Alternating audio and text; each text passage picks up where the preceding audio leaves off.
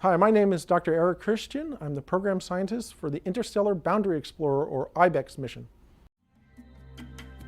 IBEX is studying the boundary between the solar wind and interstellar space.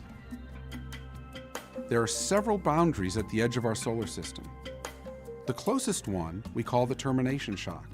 That's where the million-mile-per-hour solar wind, which expands out from the sun in all directions in space, slows down, becomes more dense, and starts to be diverted away before it reaches the galactic material. Beyond that is the heliopause. The heliopause is the boundary that separates material of galactic origin on the outside from material of solar origin on the inside. And even further out than that, we think there's another boundary, which we call the bow shock. Because the solar system is moving quickly through the galactic material, actually plowing through like a snowplow, we think the interaction makes a sharp jump out in front where the quickly moving in material has to slow down and start to divert away also.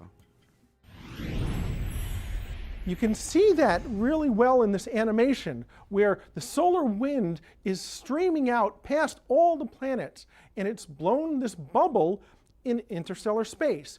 The nearly spherical solar wind termination shock bubble, and then the solar wind slows down and starts moving back into the tail, and then the interstellar gas, which is moving very quickly up here, slows down in the bow shock and moves around the solar system. You can actually duplicate this in your own kitchen sink. If you take a stream of water and bounce it off a flat surface, what you get is a region close to the stream where the water is moving very quickly and very straight. And then suddenly it slows down and you actually see an increase in height where a shock forms in the water. That's the equivalent of the solar wind termination shock.